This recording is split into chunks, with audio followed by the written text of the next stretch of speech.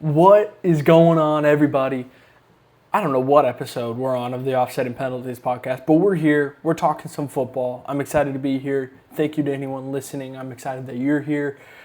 Recording this a little late. I recorded this last night on Tuesday night after the World Series, Game 3. If you didn't watch that World Series Game 3, this is a football and MMA podcast, but I'm a sports fan. I like all the sports, and if you didn't watch that baseball game, what were you doing with your life? That was freaking incredible. One of the best sports games I've ever watched. Definitely the best baseball game I can ever remember watching in a long, long time. Just unbelievable. And that's what sports are about, man. That's what encouraged me to do this podcast, to talk about sports, because sports really are the best thing in the world. Isn't it wild? Isn't it wild to think that there's people out there who just don't, watch sports? That's a unbelievably wild thing to think about. That there's people out there when there's, the World Series or football on a Sunday, a big NBA series, and they're just, doing something else with their night. Not for me. That's not the life for me. That's not the life for you guys if you're listening, because I would assume it's only sports fans listening. Sports are the best, man. And this is not about baseball. This is about football. I recorded this podcast last night. I'm re-recording it now. The camera quality was a little weird, and honestly, it was so late because that World Series game ran so long, 18 innings. I'm running it back. We're bringing a little more energy this time. The camera's looking crisper, a little cleaner, and we're here. And we're talking about Week 8 of the NFL season. Some big storylines to talk about right now. We're almost halfway at the NFL season, so really kind of gauge where we're at with some things. And let's just jump straight into it. The game I want to talk about first, and the player I want to talk about first, and you saw it on the thumbnail, the Patriots beat the Browns 32-13. Patriots moved to 6-2. Browns moved to 2-6. Drake Maye threw for 282 yards and 3 touchdowns, 18 for 24, and then ran for another 50 yards. He did this while being sacked by Myles Garrett 5 times. The Cleveland defense is legit. Cleveland is not good. Their offense is not good. Dylan Gabriel is not the option. Neither is Shador. They're going to need to get an actual long-term QB this offseason or next offseason. But their defense is nothing short of elite. And to deal with the adversity of Myles Garrett sacking you 5 times, Drake Maye is my MVP. Right now, if the season ended and I had to cast a ballot, I'm putting Drake Maye as my MVP of the National Football League. And for him to have the game that he did, incredibly efficient, 18 for 24, accounted for over 330 yards of offense, 50 on the ground, 280 through the air, 3 passing touchdowns. It's unbelievable. The performance he had against an elite defense was unbelievable. And part of the reason I think he's the MVP isn't just what pops up on the stat sheet, it's what I've seen. He torched an absolutely elite Cleveland defense. He has an unbelievable arm, just an unbelievable arm talent. We're talking Patrick Mahomes, Josh Allen, Justin Herbert level talent in terms of his arm strength. He plays with unbelievable anticipation. He throws his guys in rhythm. He doesn't make guys come back to the ball, stop for the ball. Everything is in rhythm with anticipation. It's freaking beautiful. He has a great scrambling ability. He's not just an improviser who gets out of the pocket and makes plays. He does do that, but he is a serious threat taking off running for yards. He had 50 rushing yards against the Browns.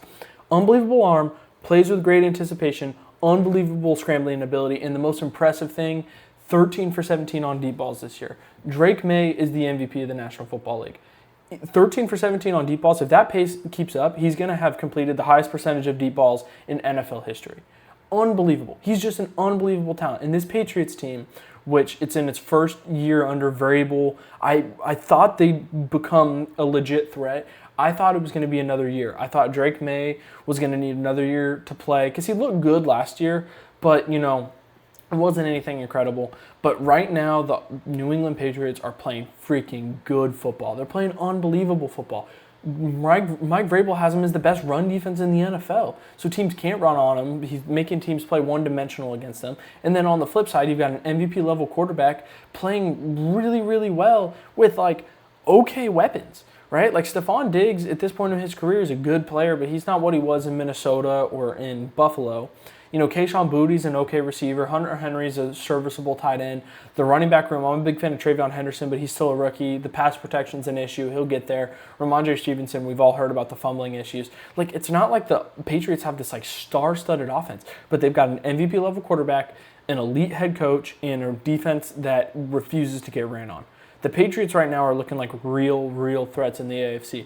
And I was waiting because They've been playing so good, but I was waiting for a statement game for me to really say, yeah, these guys are legit. This was a statement game, okay? I know everyone's going to say it's the Browns. They're 2-6. But to do what they did against the Browns on offense, right, against the Browns defense, the Browns defense is elite, and they torched them, and still had to overcome a bunch of adversity with Myles Garrett having 5 sacks, having maybe the best game of his career.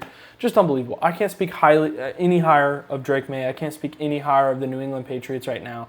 They are legitimate threats in the AFC, and Buffalo's been on the streak of winning the division constantly, and right now New England's already won a game over them in Buffalo.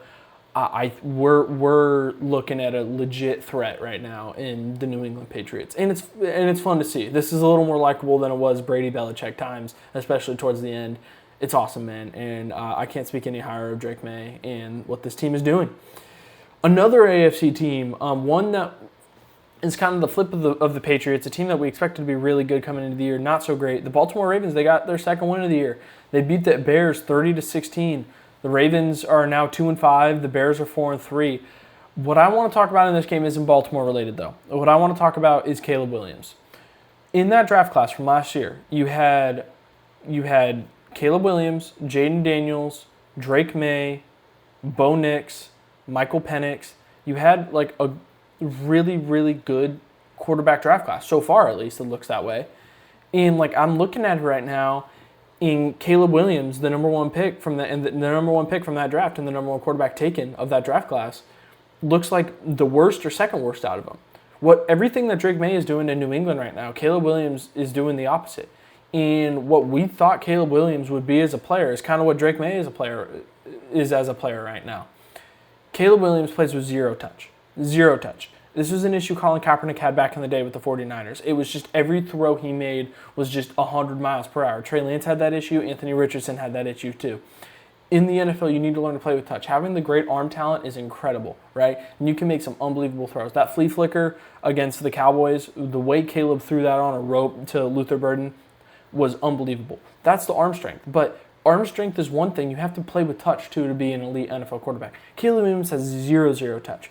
He also never takes what's in front of him. When you have Ben Johnson as an offensive coordinator, you need to be able to take what's in front of you. He's going to scheme up enough that's open, right? And it's just not happening for Caleb right now. It just isn't, and he just doesn't look like a good quarterback at all, frankly. It's sad to watch because the talent and the intangibles are there, but you got to be able to play within an offense when you have an elite offensive coordinator like Ben Johnson. There's the reason the Bears are 4-3 with a mediocre defense right now. It's because of that head coach that they have. And when he's scheming up plays and when you're letting him, you've got this genius offensive play caller, trust in what he does. You don't need to make the superhero play every play. You have a good enough supporting cast around you. You have a good enough play caller. You have a good enough play designer. Just take what's in front of you. And it feels like every time he has someone open in the flats, he comes off them, looks down the field for a bigger play. In college, maybe that works. In the NFL, that absolutely does not work because you can look at your check down, go somewhere else, and by the time you come back to your check down, he's already covered. That's how fast NFL defenders are. So Caleb Williams is just, it's been a mess. It hasn't been what we've hoped. Has it been like bottom 10 quarterback level? I wouldn't say that, but you're the number one pick, dude, and when you're a rookie and you're dealing with Eberflus, your head coach getting fired mid-year, very little stability in the organization, I can be like, okay, he's a rookie, let's give him some grace. This is year 2, and we've already seen what Jaden Daniels can do from that same draft class. We're seeing what Drake Maye can do from that same draft class. We're seeing what Bo Nix can do from that same draft class. Penix, TBD, a little up and down.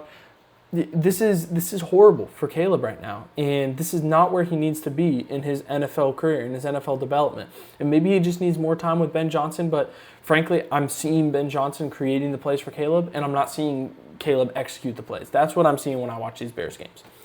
On the flip side, Baltimore's 2-5 now, and after the Pittsburgh losses and stuff, they are back as the favorites to win the AFC North. They're only 2 games back from Pittsburgh, who's in first place. And I think they're going to get Lamar back against Miami. I thought Lamar was going to play this game. I said on the preview pod, I thought that it seemed like he was going to play this game. He didn't. And you know what? Baltimore, wise decision because you got the win. Derrick Henry looked great. And now their schedule coming up, man. Miami, Minnesota, Cleveland, New York Jets, Cincinnati. I mean, we're looking at 4-1, 5-0 there, and all of a sudden we're looking at the Baltimore Ravens in the driver's seat of the AFC North, like it was last year, like it has been the past few years. So good for Baltimore, man. Good for Baltimore. They 2-5, a lot of adversity, a lot of injuries, and they still got some issues. That defense is not where it needs to be whatsoever, but they got a good win over a Bears team that had been playing pretty good football, and there you go. The next game I want to talk about, this one is heartbreaking. I'll get to what's heartbreaking in a second. The Eagles beat the Giants 38-20. Eagles moved to 6-2. Giants moved to 2-6. On the flip side, and I won't talk much about Philly, I was saying last week on the pod, I even posted an Instagram reel of it, how I thought Philly should, become a pass-first offense. That's what I genuinely believed based on what I'd seen. And this game, they finally got it going. They said, Joseph, you're wrong. We can still run the ball. Ran for 276 yards on the Giants. Giants have a susceptible run defense. I get it. But they got the run game going. And Saquon had his best game of the year. Tank Bigsby was running all over. It looked like what we had seen from Philly in previous years. And for Philadelphia's sake, that's encouraging because even though I still think they can pass the ball more than they want to, this team is built to run the ball. They have Saquon Barkley. So, good for Philly on that front. What I really want to talk about here, Cameron Skattebo, heartbreaking season-ender ankle injury. He already had surgery. Just devastating, man, because he had become the identity of this team. Him and Jackson Dart had become the identity of this team. And the Giants are pretty much screwed the rest of the year. They don't have any weapons for Jackson Dart on offense. So this is going to be rough for Jackson Dart, and he's going to really be forced to learn on the fly, and this is going to be a good rookie experience, assuming he doesn't get killed out there, because his two best weapons, Malik Neighbors and Cam Skattebo, are both done for the year, and he's not going to have those guys until next year. So this is going to be tough for the Giants, and it's going to be tough for Jackson Dart's development, and, maybe it's good for his development that he's forced to play with little, but, you always want your quarterback to get comfortable with his weapons. Him and Skattebo are like best friends. They're best bros, so that was pretty heartbreaking to see Skattebo go down by that. He's such a fun football player to watch, such an electric player, so physical, but he's really talented. He's a really good route runner and pass catcher.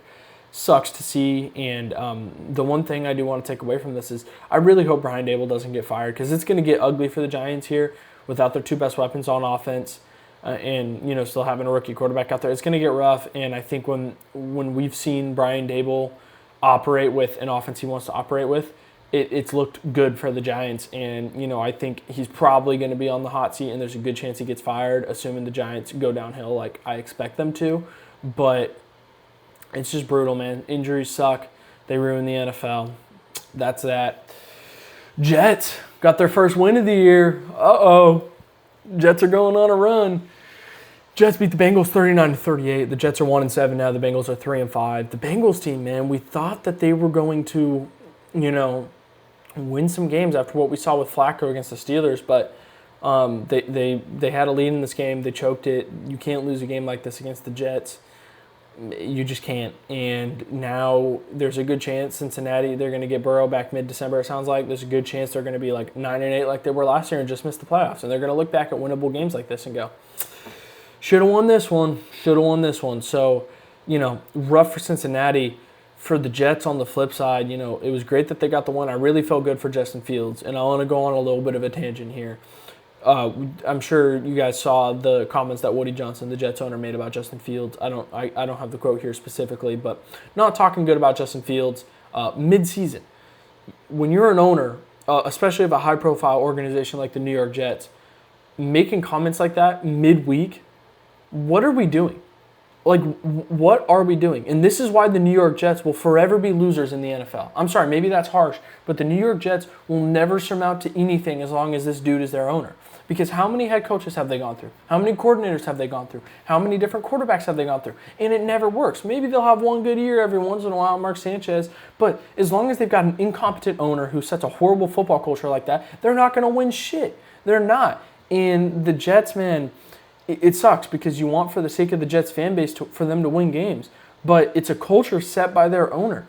And when he's coming out talking down on his quarterback mid-season or midweek even, what are we doing? And now Justin Fields comes out and gets a win, makes him eat his words, It's just pathetic. It's just pathetic. And this is why the Jets will never amount to anything as long as Woody Johnson is their owner. And I'll talk more about this with Jerry Jones later. But teams that have incompetent ownership are never going to win anything as long as those owners are there. Because the standard that the owners set trickles down to everyone in the organization, including equipment manager and maintenance staff, right? Just pathetic. It's just pathetic. That pisses me off. And I'm really happy for Justin Fields that he got a win. I don't think Justin Fields is some elite quarterback. I think he did get overpaid slightly this offseason. But, he's a human being after the end of the day. And he's not as bad as what he's looked like. And like we saw with Aaron Rodgers and like we've seen with other Jets quarterbacks. It's always a Jets issue, not a quarterback issue, not a coach issue. So that is that. The final morning game I want to talk about. I don't want to talk about this one, but I will. The Texans moved to 3-4. They beat the 49ers 26-15 in Houston. The Niners fall to 5-3. This game really felt like the first game that the Niners injuries truly caught up to them, which was unfortunate because, they had lost so many guys and they kept winning games. But there is a limit, and they lost Bryce Huff. They're really thin on the D-line right now, and it showed. They got zero pass rush on C.J. Stroud, just no pass rush on C.J. Stroud. So that was really unfortunate to watch as a 49er fan. On the flip side, man, the Texans defense is elite. And they're 3-4, and that offense has not looked good this year. This is the best their offense has looked this year. And that defense is so good and so elite. They shut down CMC completely. They had so much pressure on Mac Jones the entire game. I think that this Houston defense is still a force to be reckoned with. And it's pretty clear Indy's probably going to win the division right now. And it's tough. I don't know if the Texans will be able to sneak in as a wild card, but they have the defense to do so. And we saw it in the wild card round last year. Houston wasn't some impressive team, especially down the stretch last year. But then they kind of beat up on the Chargers in the wild card round last year because their defense had made so many takeaways and made so many plays. I'm a big fan of DeMeco Ryans. I'm a big fan of their defense. One of the best defenses in the league, and they'll win more games if that defense continues to carry them like that and the offense can just do enough. The other two morning games, Miami beats Atlanta 34-10. Jesus, Miami. What are we?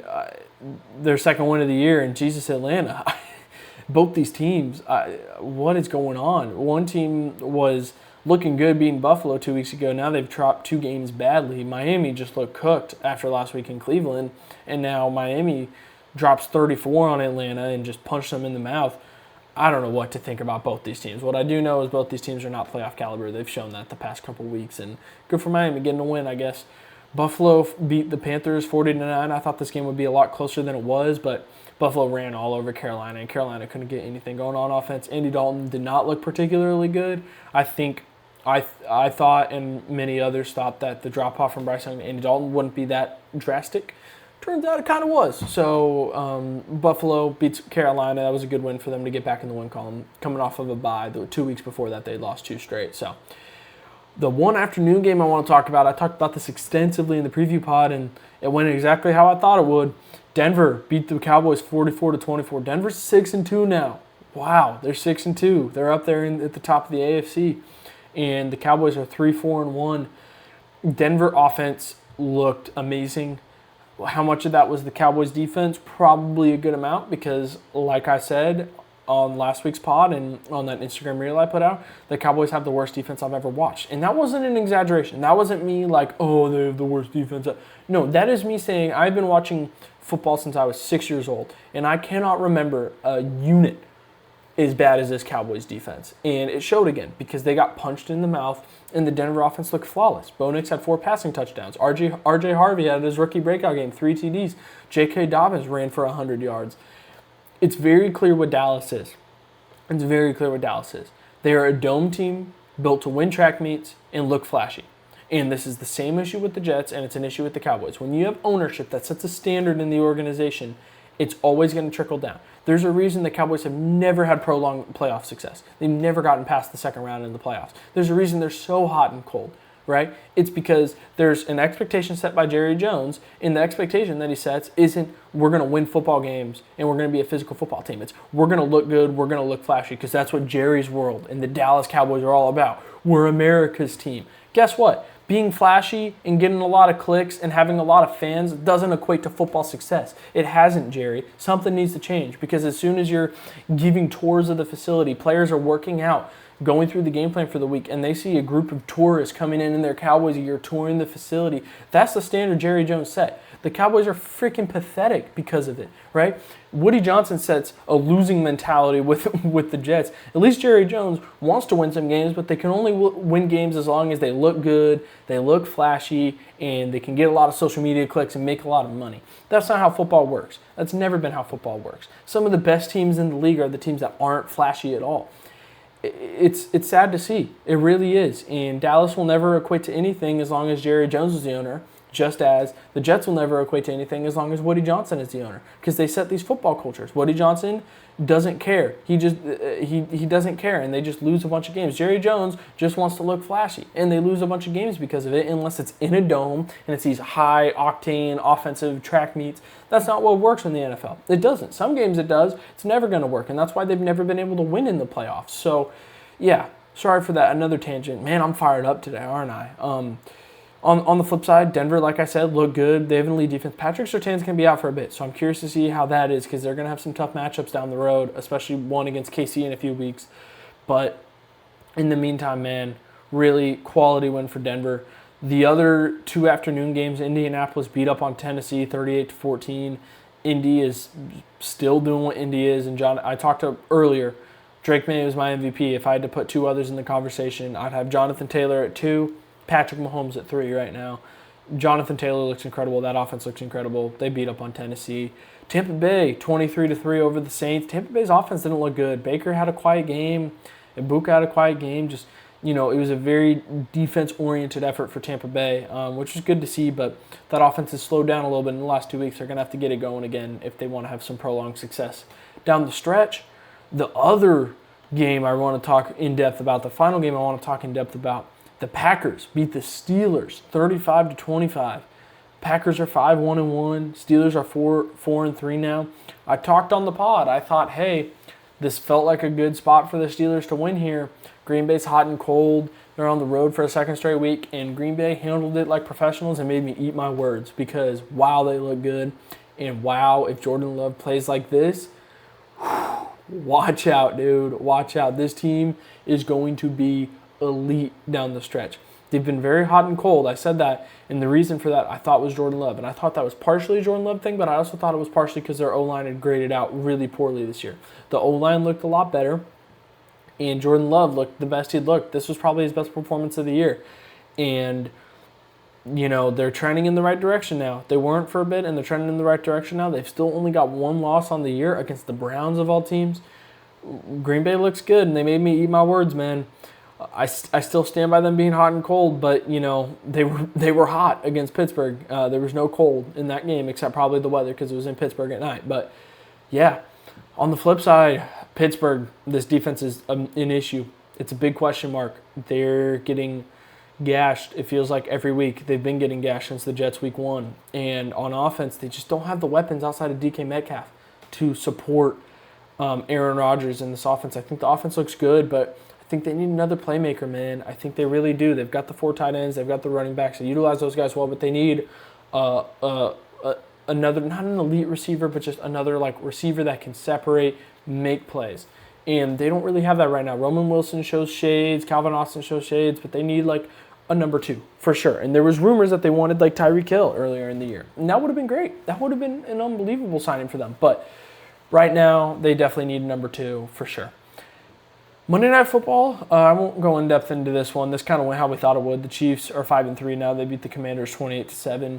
The Chiefs are rolling, and ever since Rashee Rice has been back, that offense has been rolling. Slow start to the first half for them, but they really got it going. And, man, KC, dude. KC is still there. They're inevitable. And the AFC, a week ago, I was talking about how the AFC felt like a two-headed race and the NFC felt like a bloodbath. The NFC is still a bloodbath, but the AFC, man, I thought it was just Chiefs and Colts. The Bills just had the Bills look like they're back on track. The Patriots look amazing. The Broncos look amazing. The Chargers had a statement win against Minnesota. AFC's looking good, and from what I can remember, this is the most parity we've seen in the NFL in a long, long time, man. There is a lot of competition. There's just a lot of evenness throughout the league, and I love that. And maybe the biased Niner fan in me is just saying this. I really hope KC isn't back in the Super Bowl, because with how competitive this year is and how even it feels like it is in both conferences, I'd love to see a fresh matchup, something new. If we see Chiefs-Eagles again, I'm just going to be like, okay, whatever. That's going to really suck if that happens. So in the meantime, man, that's all I've got. I kind of sped through this one. I'm a little amped up today. Unbelievable week of football, some really cool storylines. No UFC pod this week. It's an Apex card. Maybe I'll do a recap if there's some notable stuff that goes down. But these next couple weeks are going to be football weeks until the UFC is back with some high-profile cards. So in the meantime, it's strictly football. If you guys are here to the end of the pod, like I always say, I appreciate you more than you can ever realize. And if you are, let me know if you have any like suggestions for stuff I could include in the pod, like critiques of me. I feel like today I probably talked too fast. Am I not looking at the camera enough? Is there something with the lighting, the backdrop? Whatever. If anyone has critiques, please let me know. I'm enjoying doing this so much. It's been so fun. And the attention I've gotten, especially on like Instagram Reels and YouTube Shorts, doing the clips from the podcast, has really done way better than I thought it would. I'm getting like thousands of views, which is awesome. And I'm going to continue to try to get better and make this better. And, originally this started as just a thing I wanted to do to practice being on camera, but I'm seeing some of the views and some of the interactions I'm getting on social media, and I'm like, okay, maybe this could be something. I don't know, but for now I'm just taking it one pod at a time. I appreciate you guys more than I can ever realize. I'll see you for a Week 9 preview later in the week. I'll catch ya.